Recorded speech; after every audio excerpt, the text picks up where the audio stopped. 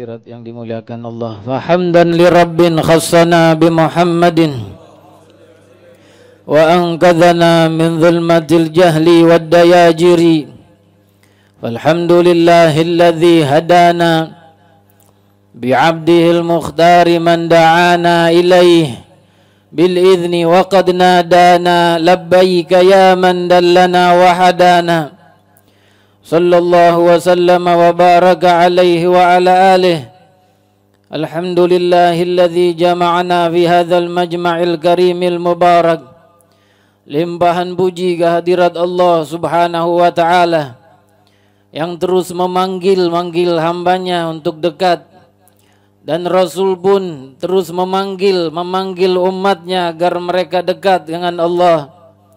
Maka dari sekian banyak hati dan sanubari yang diciptakan Allah, terpanggil hati-hati mulia, terpanggil hati-hati yang mendapatkan curahan rahmat Allah dan pandangan kasih sayangnya, untuk beriman dengan Allah, untuk mendekat kepadanya, untuk patuh, untuk tunduk di hadapannya, untuk menyadari kelemahannya, dan ia tahu bahwa di sana zat yang telah menciptakannya maha kuat yang mengatur kehidupannya. Memanggil kepada mereka agar beriman, maka sebagian dari makhluknya pun beriman. Memanggil kepada mereka agar patuh dan taat dan mencintai Rasulnya Sayyidina Muhammad sallallahu alaihi wasallam, maka berduyun-duyun hati para arifin dan para salihin menanggapi dan menjawab panggilan itu, mencintai Allah dan Rasul, memperbanyak salawat kepada beliau, dan terus merindukan beliau dan pertemuan dengan beliau, dan terus merindukan pertemuan dengan Allah Rabbul Alamin yang telah menciptakan mereka dari tiada. Tatkala datang waktu di mana akhir umur mereka telah tiba, maka kerinduan itu pun semakin dekat, maka mereka pun tak segan-segan untuk bertemu Allah. Bahkan mereka harapkan waktu itu segera datang agar mereka bertemu Allah, agar mereka bersatu duduk di dalam surga bersama Sayyidina Muhammad sallallahu alaihi wasallam. Mereka mencintai pertemuan itu dan menginginkannya, dan Allah pun menginginkan pertemuan itu dan mencintainya.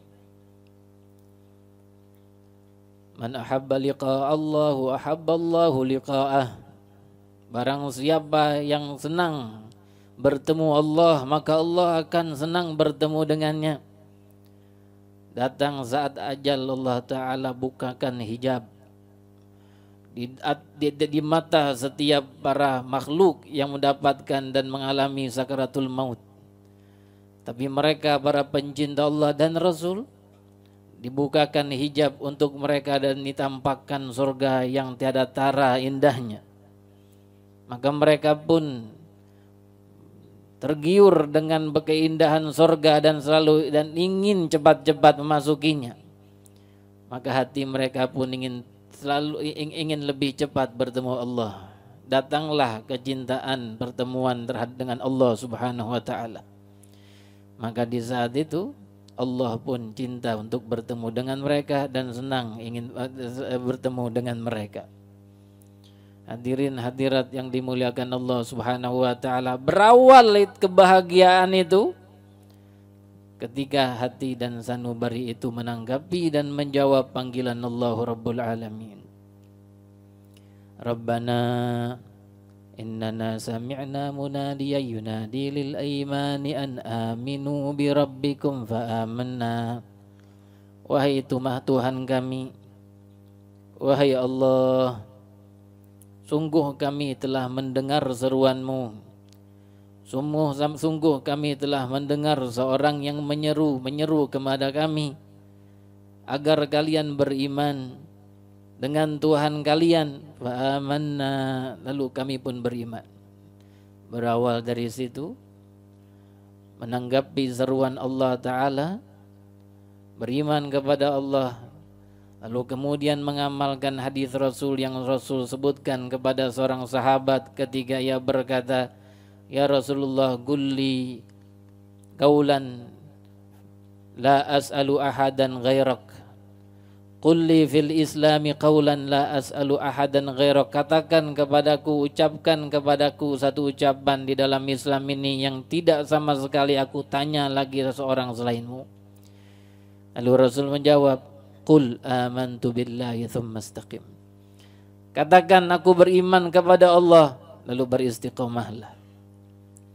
Maka inilah iman datang dari Allah Ta'ala, karunia terbesar yang aku dan kalian dapatkan di alam dunia yang fana ini, yang akan menghantarkan kita insyaallah ke dalam surga Firdausil A'la. Amin ya rabbal alamin. Hadirin hadirat yang dimuliakan Allah, pun begitu Sayyidina Ibrahim memanggil di saat-saat seperti ini. Dengan perintah Allah Subhanahu wa taala, Allah perintahkan kepadanya agar panggil mereka untuk datang ke rumahku. Di Makkah yang di saat itu tak ada pohon-pohonan, tak ada manusia. Hanya ia dan Nabiullah Ibrahim dan istri tercintanya. Lalu Sayyidina Ibrahim menjawab perintah Allah Subhanahu wa taala dan memanggil para manusia agar datang. Ayuhan nas, hijju ila baitillah. Wahai manusia, berhajilah kalian ke Baitullah. Maka Allah Ta'ala sampaikan suara manusia yang menjadi kuat dengan kekuatan Allah, suara yang lemah dari manusia yang lemah menjadi kuat dengan kekuatan Allah, sampai suara itu ke dalam tulang sulbi dan ke dalam alam arwah, sehingga menjawablah mereka yang ditakdirkan untuk menjawab. Maka yang menjawab satu kali dengan kata labbaika, maka ia akan ditakdirkan haji satu kali. Dan begitu seterusnya, yang menjawab dua kali akan ditakdirkan melaksanakan ibadah haji dalam kehidupannya dua kali, dan seterusnya. Sampai di tahun kita ini akan datang sebentar lagi musim mulia itu, dan syiar Allah Ta'ala yang begitu besar itu akan dilakukan oleh kaum muslimin muslimat yang terpanggil hati mereka untuk hadir dalam tempat-tempat mulia, di tempat-tempat mustajab yang doa mereka akan pasti didengar Allah. Di Multazam mereka berdoa akan didengar Allah, di Hijr Ismail mereka berdoa akan didengar Allah, dan banyak tempat lagi di sana. Dan mengingatkan kita syiar yang mulia ini kepada satu ayat yang ada disebutkan Allah dalam Al-Quran dan diabadikan sampai zaman kita dan sampai akhir zaman. Ayat yang pertama, Allah berfirman, Bismillahirrahmanirrahim, Inna a'tainakal kautsar fasalli li rabbika wanhar inna syani'aka huwal abtar. Maka salatlah untuk Tuhanmu, untuk Allah, wanhar, dan sembelihlah. Maka ulama para ahli tafsir menyebutkan yang dimaksud dengan salat di sini adalah salat Idul Adha, karena diiringi dengan penyembelihan kurban. Maka jadilah salat Idul Adha lebih afdal daripada salat Idul Fitri. Kenapa? Karena disebutkan dalam Al-Quran, sedangkan salat Idul Fitri tidak disebutkan. Berbeda dengan takbirnya, takbir yang ada di dalam Idul Fitri lebih afdal daripada takbir yang ada dalam Idul Adha, karena takbir dalam Idul Fitri disebutkan dalam Al-Quran. Walitukabbirullaha ala ma hadakum wa la'allakum tashkurun. Dalam surat Al-Baqarah diawali dengan ayat itu, dengan syahr Ramadan alladzi unzila fihi al-Qur'an hudan lin-nasi wa bayyinatin minal huda wal furqan faman syahida minkum asy-syahra falyasum, dan seterusnya. Hadirin hadirat yang dimuliakan Allah, syiar berkurban dan menyembelih hewan kurban datang dari zaman Nabi Allah Ibrahim alaihissalam, dan syariat tersebut diberlakukan oleh Rasulullah di dalam syariat beliau. Maka jadilah, karena dalam kaedah-kaedah fikih ya, disebutkan bahwa syariat umat yang sebelum kita itu, yaitu syariat Nabi Isa atau syariat Nabi Musa atau syariat Nabi Adam, apalagi tidak diakui di dalam, tidak menjadi syariat umat ini kecuali ketika diakui oleh Nabi Muhammad SAW. Maka syiar menyembelih hewan kurban diakui dalam syariat Rasulullah, maka jadilah syiar ini ada di dalam umat akhir zaman ini. Berawal dari ayat yang berbunyi dalam Al-Quran, Nabi Allah Ibrahim bermimpi untuk menyembelih anaknya, lalu ia bermusyawarah dengan anaknya. Inni ara fil manami anni azbahuka fanzur madza tara, kata Nabi Allah Ibrahim. Sungguh aku melihat di dalam mimpiku, aku ini menyembelihmu. Fanzur madza tara, bagaimana pendapatmu? Menunjukkan bahwa adabnya seorang ayah terhadap anak. Fanzur madza tara, lalu apa jawaban Nabi Allah Ismail alaihi salam? Ini mimpi. Tapi bedanya yang mimpi ini seorang nabi dan mimpi seorang nabi itu adalah wahyu. Maka Nabi Allah Ismail pun berkata sebagaimana Allah sebutkan dalam Al-Quran, ya abati fa'al ma tu'mar satajiduni insyaallahu minas sabirin. Wahai ayahku, kerjakanlah apa yang diperintahkan kepadamu. Kau diperintahkan apa dalam mimpi menyembelih aku? Kerjakanlah. Sembelihlah aku. Satajiduni insyaallah minas sabirin. Engkau akan dapatkan aku insyaallah termasuk orang-orang yang bersabar. Indahnya keluarga itu.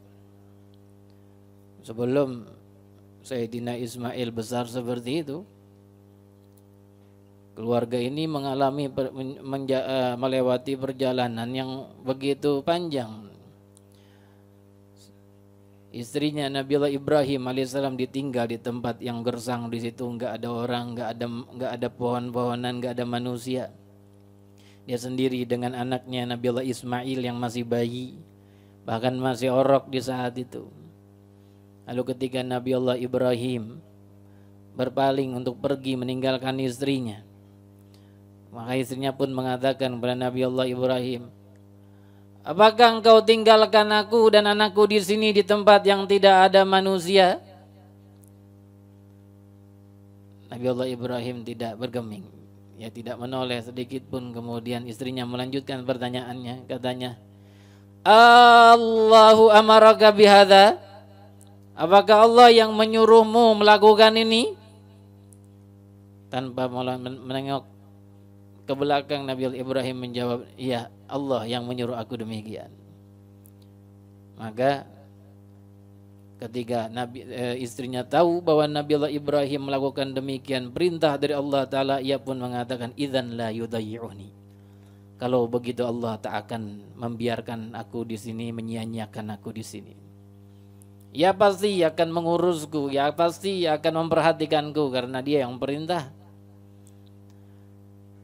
Kekuatan iman dari seorang istri, ketabahan dari seorang suami dalam menjalankan perintah Allah dengan rintangan dan cobaan yang begitu berat. Lalu ketika Nabi Allah Ismail besar, didapatkan anaknya seorang yang begitu sangat memuliakan ayahandanya. Ya abati fa'al ma tu'mar satajiduni insyaallahu minas sabirin. Kerjakan wahai ayahku apa yang diperintahkan padamu. Kau diperintahkan oleh Allah menyembelihku, sembelihlah aku. Insyaallah engkau dapatkan aku dalam termasuk orang yang bersabar. Adab dari Nabi Allah Ismail terhadap ayahnya ketika ya siap menjalankan apa yang diperintahkan oleh Allah kepada ayahnya, membantu dan menolong ayahnya dalam menjalankan perintah Allah Subhanahu wa taala dengan mentaatinya, dia katakan insyaallah. Nah, adab ini yang diajarkan oleh Nabi Allah Ismail. Artinya Pak, artinya kita pun ketika menyanggupi sesuatu yang diperintahkan oleh seorang tua kepada kita dan kita yakin sanggup melaksanakannya, jangan lupa kalimat insya Allah.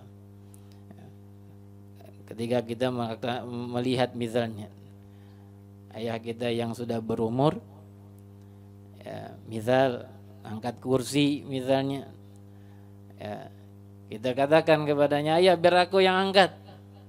Bisa emangnya? Bisa. Jangan lupa insya Allah bisa. Siapa yang bisa memastikan sesuatu yang akan datang?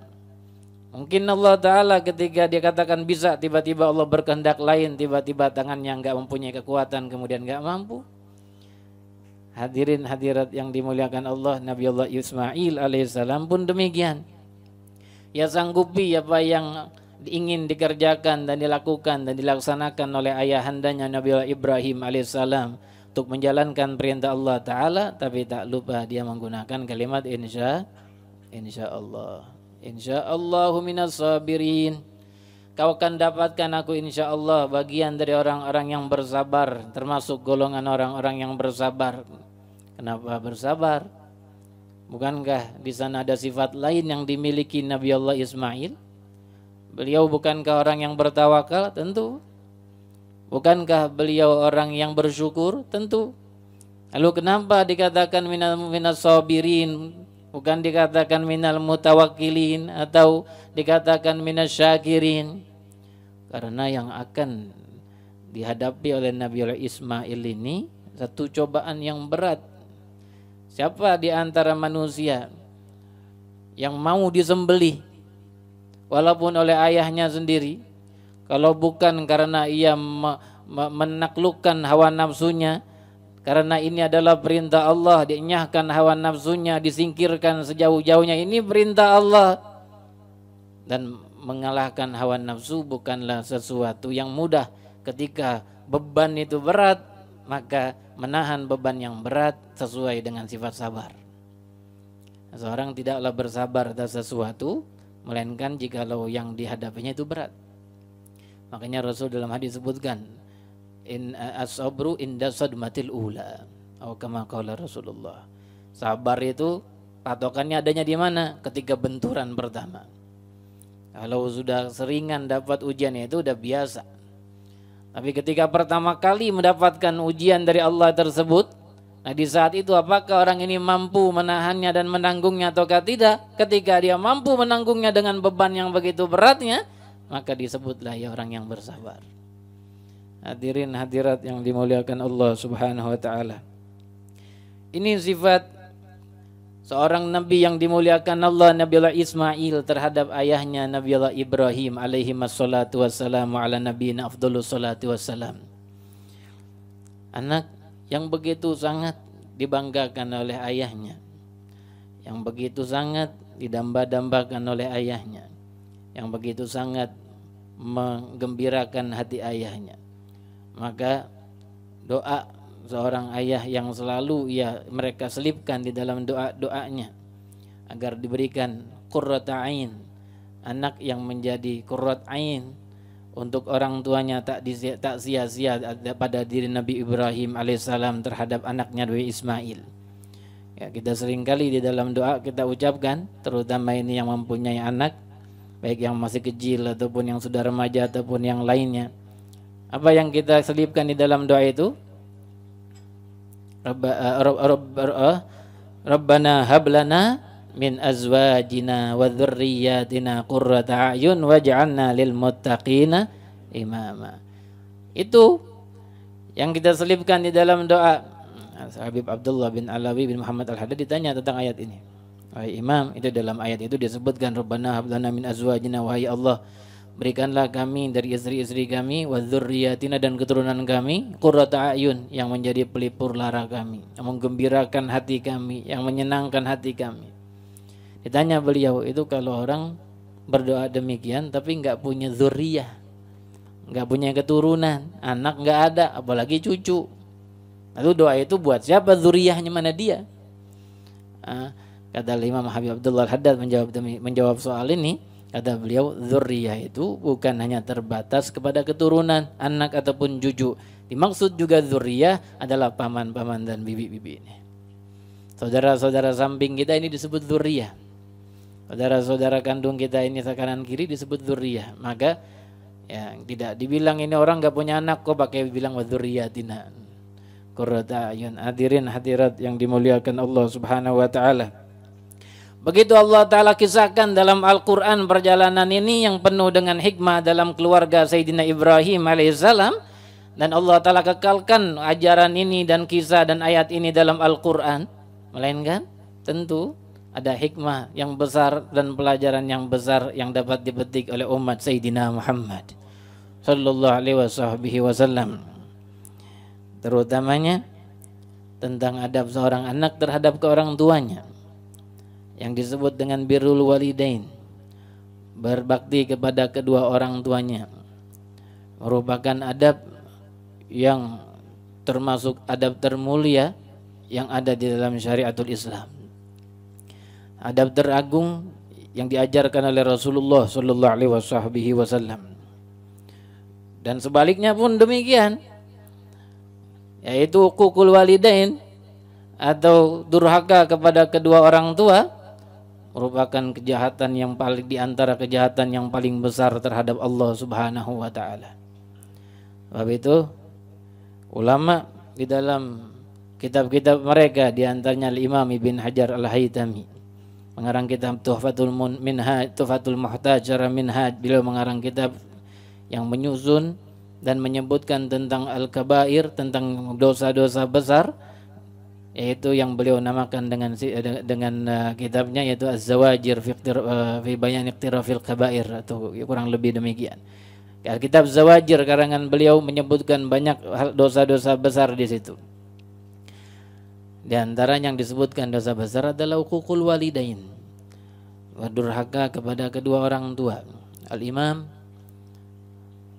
seorang sayyidut tabi'in yang disebutkan oleh sebagian ulama, Sayyidina Uwais Al-Qarni, dapat keberuntungan dari Allah Ta'ala dengan makam yang begitu tinggi, sampai beliau disebutkan majhulun fil ardi ma'rufun fis sama, seorang sosok yang masyhur namanya di langit walaupun majhul, tidak begitu terkenal di bumi di zamannya. Itu disebabkan karena beliau bakti kepada kedua orang tuanya, ibundanya secara khusus, di mana dia punya ibu yang sudah tua, dibawa kemana-mana, digondong kemana-mana, memenuhi hajat ibundanya, sampai kemudian beliau tidak bisa ketemu Rasulullah karena berat meninggalkan ibunya di kota Yaman, di negeri Yaman. Hadirin hadirat yang dimuliakan Allah Subhanahu wa taala.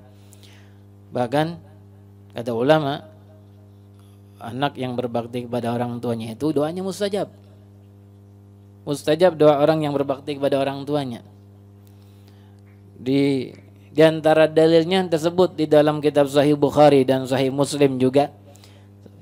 Dalil yang sering kali kita sebutkan di dalam permasalahan tawassul. Apa itu? Yaitu 3 orang yang terjebak di dalam goa. Sering ini dalil disebutkan oleh para ulama ketika menyebutkan tentang dalil tawassul.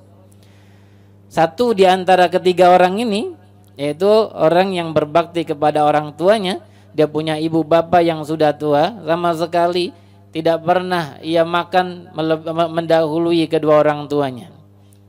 Pernah satu saat ketika ia terlambat pulang ke rumah untuk menyiapkan makan malam kedua orang tuanya, ketika sampai di rumah ia siapkan makan malam, tiba-tiba orang tuanya sudah tidur.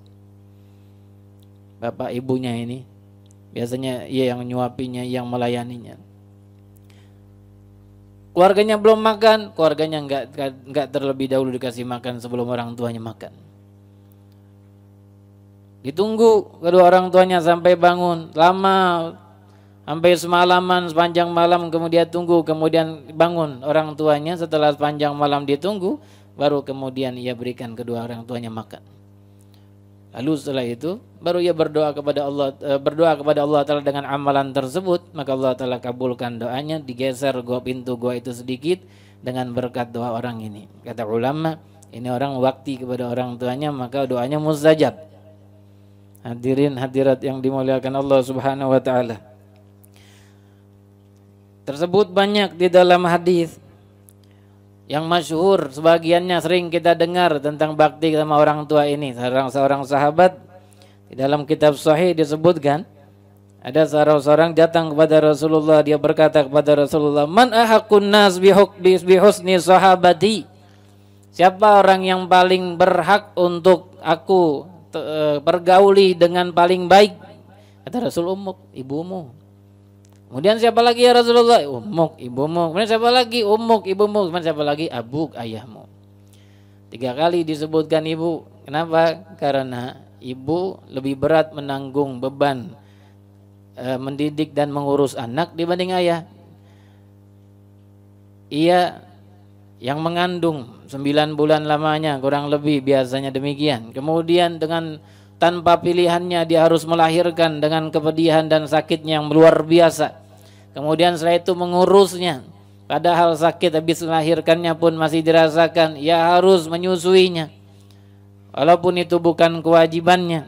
Tetapi begitulah kasih sayang Allah yang Allah pendam di dalam setiap seorang ibu yang normal, yang mempunyai kasih sayang sejati terhadap anak. Tak akan tega anaknya dibuang ke sana kemari walaupun ia tidak mampu mengurusnya. Tak akan tega anaknya dinyahkan ke sana kemari walaupun mungkinnya kesulitan dalam ekonominya. Itulah seorang wanita yang normal, seorang ibu yang normal ketika mempunyai belas kasih yang ada di dalam hatinya terhadap seorang anak. Besar perjuangan seorang ibu dibanding ayah, walaupun seorang ayah pun mempunyai jasa yang tidak begitu kalah terhadap seorang istri, seorang ibu.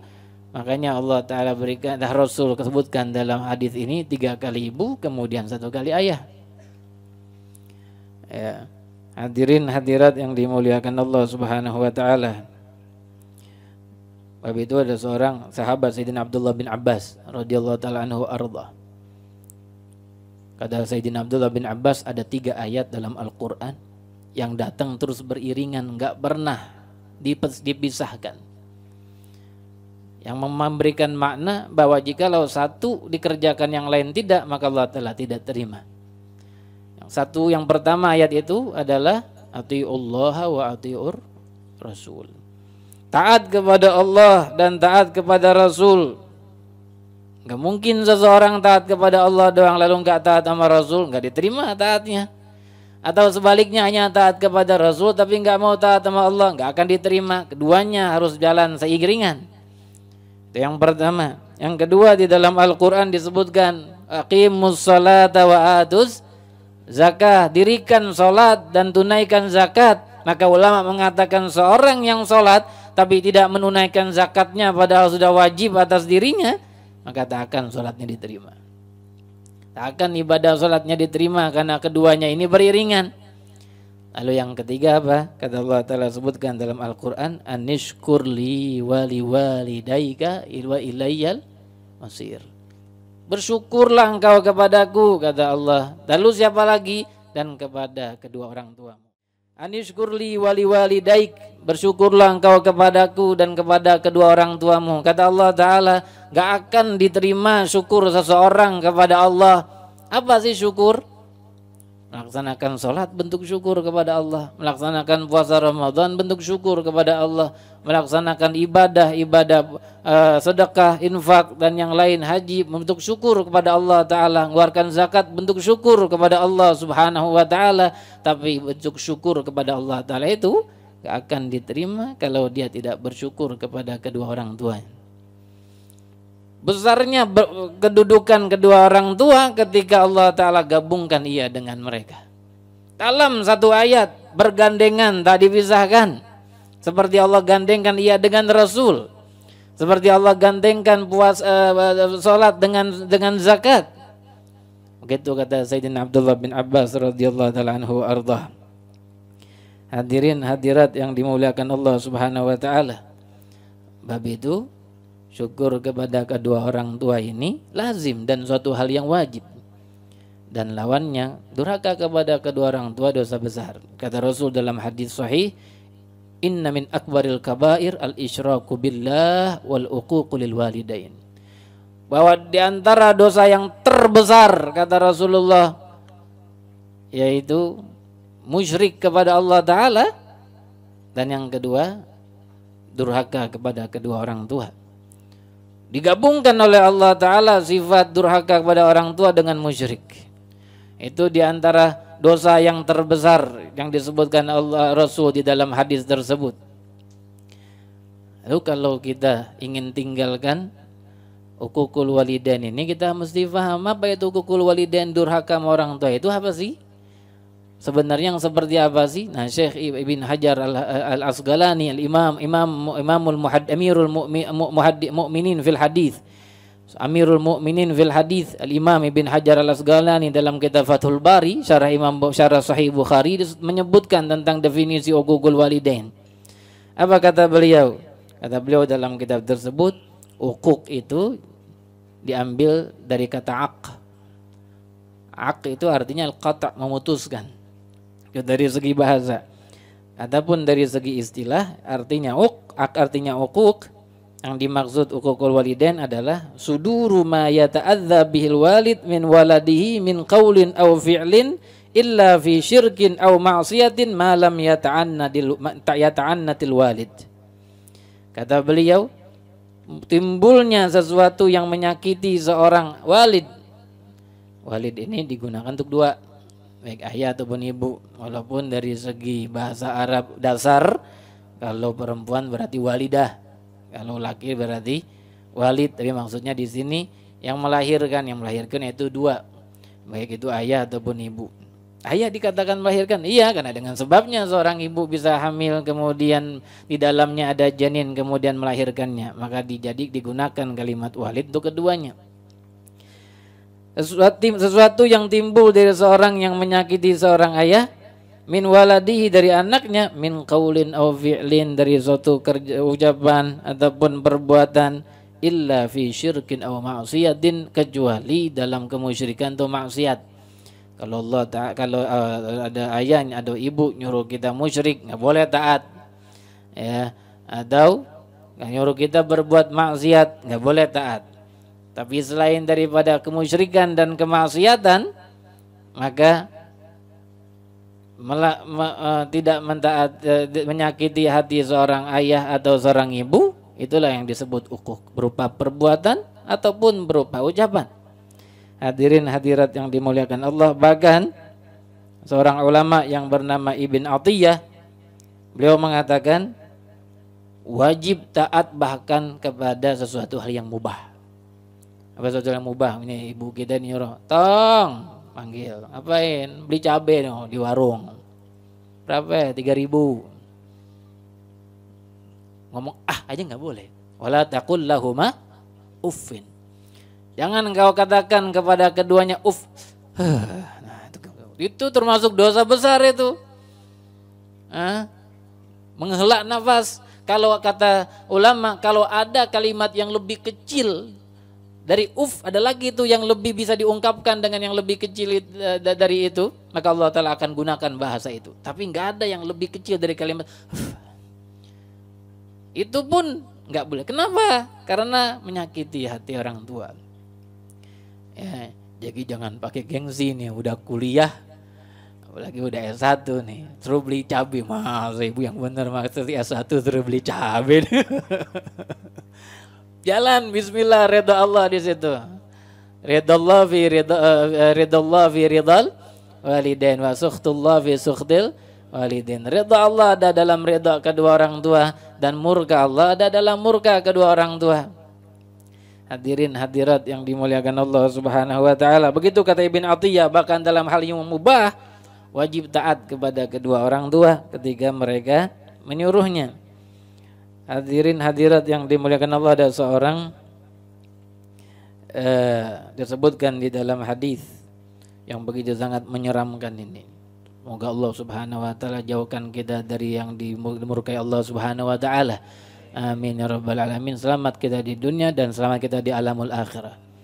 Dalam sebutkan riwayat Imam Nasa'i dan Imam Bazzar dengan sanad jayyid dari Sayyidin dan Imam Hakim, beliau mensahihkan hadis ini. Rasul berkata, salah satu, ada 3 kelompok, la yanzurullah ilaihim yaumal qiyamah, yang Allah Ta'ala tidak pandang kepada mereka di hari kiamat. Yang pertama apa? Al-aquli walidayh, orang yang durhaka kepada kedua orang tuanya. Wa mudminul khamr, yang terus minum khamr enggak tobat sampai wafat tentunya. Wal mannan ata'ahu, dan orang yang ngungkit ngungkit pemberian. Ya pernah ngasih itu ngasih ini, ketika lagi kesal, ente nggak ingat ya dulu anak kasih ini. Nah itu termasuk yang nggak dilihat Allah Ta'ala.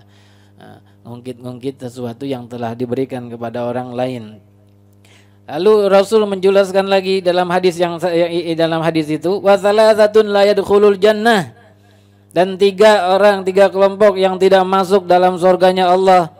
Lalu beliau sebutkan al-aqu liwalidayhi, orang yang durhaka kepada kedua orang tuanya, wad dayyuth warrajilatu minan nisa, dayyuth yaitu suami atau ayah yang tidak mempunyai kecemburuan terhadap keluarganya, dan rajilatu minan nisa ya perempuan-perempuan yang menyerupai laki-laki. Ya, tomboy itu kita bilang di zaman kita ini.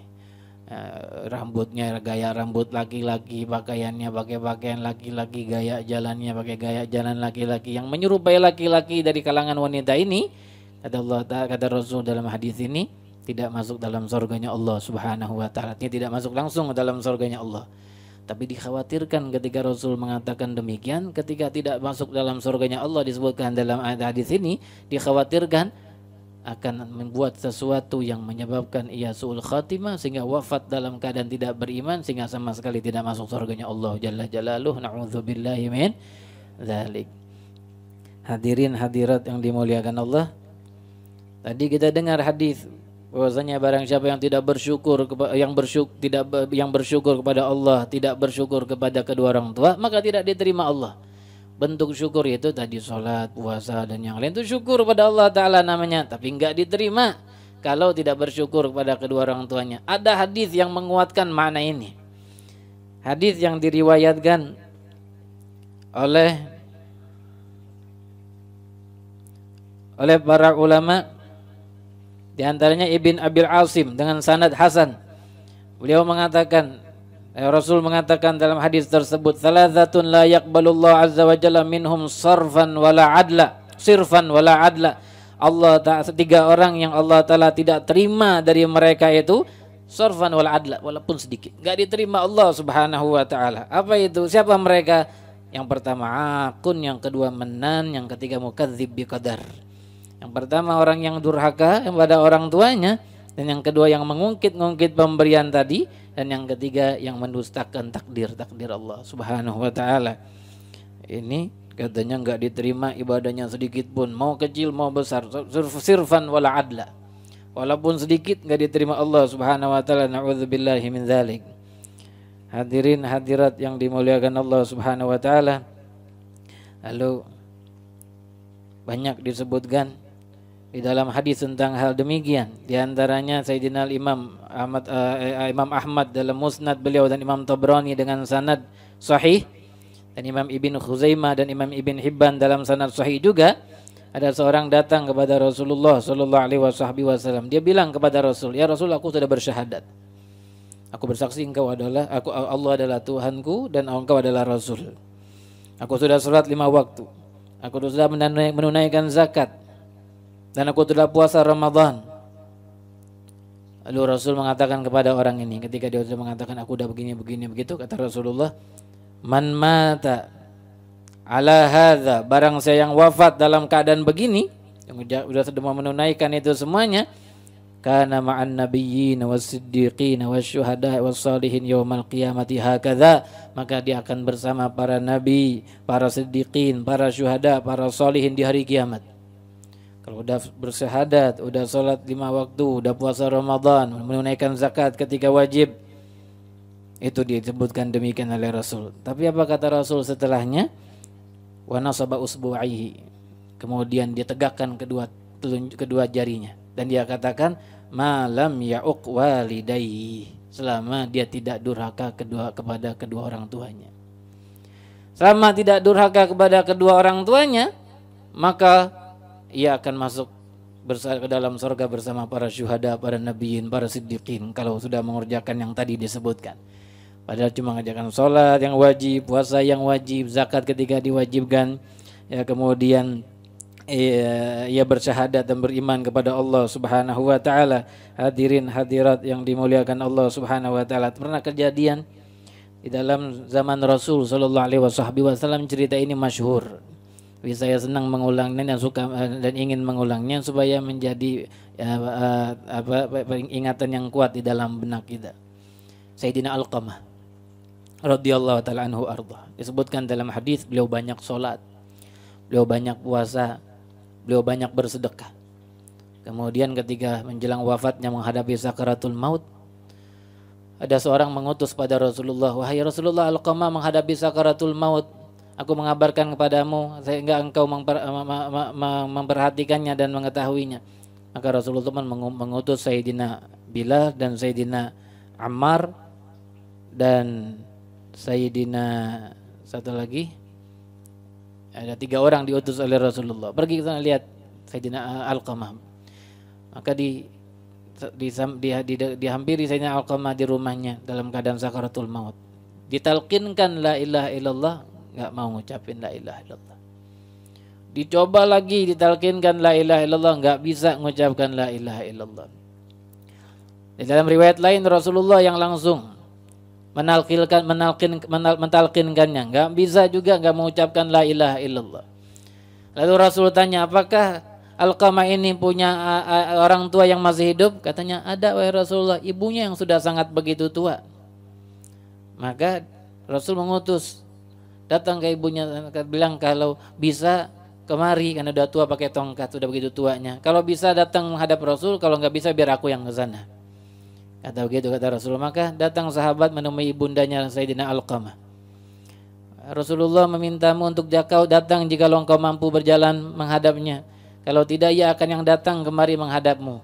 Kata ibunya Alqamah, tidak, aku yang akan menghadap pada Rasulullah Sallallahu Alaihi Wasallam. Bagaimana tuh sahabat bilang, nenek-nenek ini, ya, tapi imannya sekuat iman seorang pemuda yang tidak takut jihad, tidak takut menghadap musuh.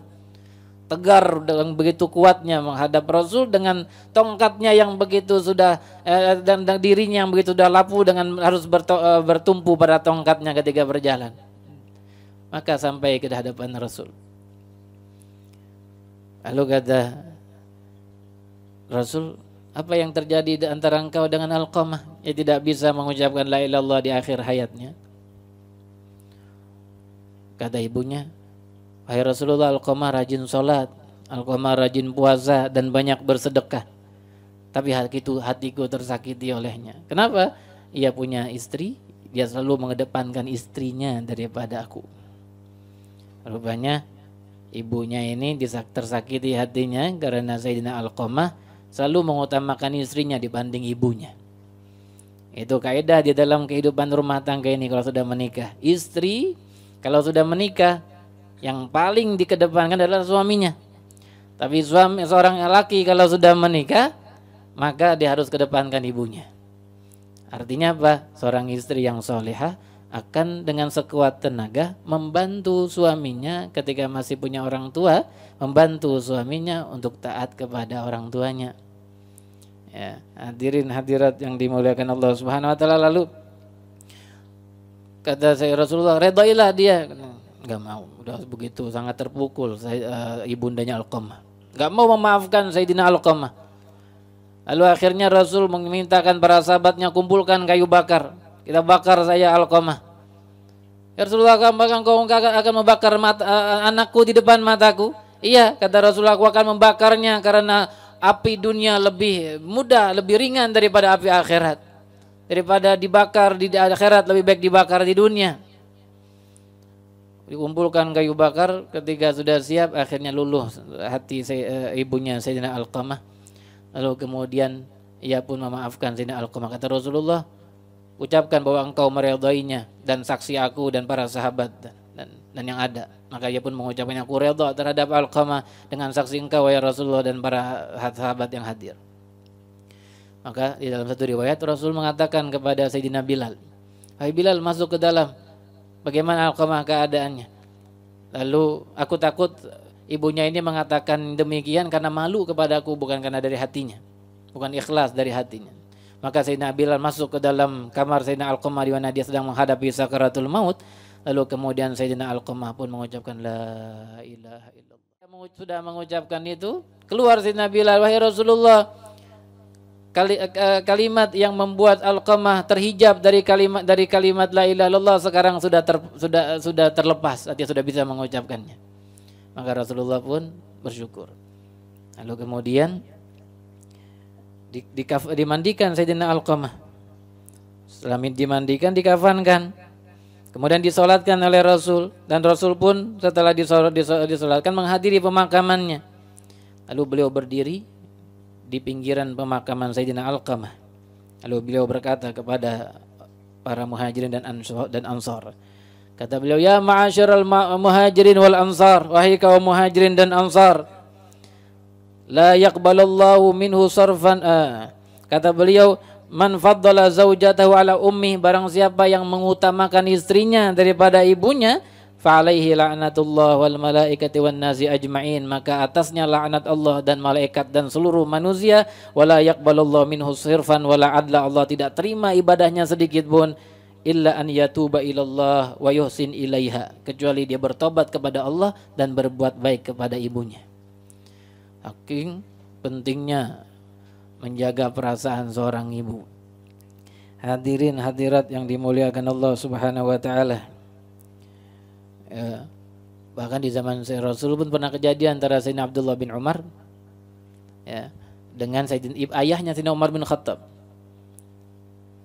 Sayyidina Abdullah bin Umar disuruh oleh Sayyidina Umar bin Khattab ayahnya untuk menceraikan istrinya. Mungkin ada sesuatu sehingga Sayyidina Umar melihat ini tidak pantas menjadi istri anaknya. Diperintahkan anaknya untuk menceraikan istrinya. Sayyidina Abdullah bin Umar nggak mau. Nggak mau Sayyidina Abdullah bin Umar, ini istrinya, dicintainya tentunya. Lalu beliau mengadu kepada Rasulullah. Ya Rasulullah, aku menyuruh anakku ini Abdullah untuk menceraikan istrinya, dia nggak mau. Lalu dipanggil Abdullah, benarkah demikian? Benar, ceraikan istrimu. Maka disuruh oleh Rasul untuk menceraikan istrinya, untuk taat kepada seorang ayahnya. Maka ulama pun dengan hadis ini, sebagian ulama mengatakan bahkan wajib seorang anak mentaati ayahnya dalam hal demikian. Kita ingat kisah Sayyidina Ibrahim dan Sayyidina Ismail juga.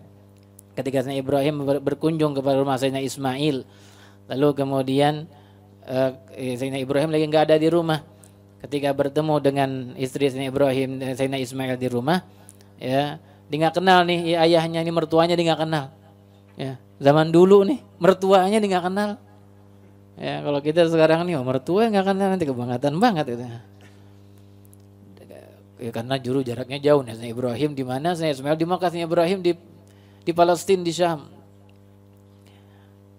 Ada tamu, dia bilang mau cari siapa? Cari suamimu Ibrahim, Ismail lagi pergi. Kemudian dicaci maki Nabiullah Ismail oleh istrinya. Begini begitu begini, kekurangannya semuanya, aib-aib suaminya dibuka di depan tamunya ini, padahal ini bapaknya nih, mertuanya dia nggak tahu. Lalu kata Sayyidina Ibrahim kepada istrinya, kalau gitu kirim salam aja sama suamimu, bilang ganti itu daun kayu atabatal bab, inian pintu itu. Ibarat kata kita itu ganjelan pintu. Suruh ganti ganjelan pintu ente katanya. Oh iya, nanti saya salamkan kepada suami saya. Pulang Nabiullah Ibrahim, datang Nabiullah Ismail pulang ke rumah. Kata istrinya, ya, dalam bahasa kita gini, bang tadi ada tamu tuh nyariin. Bagaimana sifatnya? Begini. Dikenal itu ayahnya. Apa ada pesan? Ada. Apa pesannya? Suruh ganti ganjelan pintu. Lalu kata Nabiullah Ismail, engkau aku cerai. Maksudnya itu. Kenapa? Di belakang suaminya dijelek-jelekin suaminya, ini berarti bukan perempuan solihah. Maka diganti kemudian oleh istri yang baru oleh Allah Ta'ala. Berkunjung Nabiullah Ibrahim ke rumah anaknya lagi, Nabiullah Ismail. Kemudian ketemu dengan menantunya ini, istri yang barunya yang lain lagi. Mana suamimu? Gak ada, sedang keluar.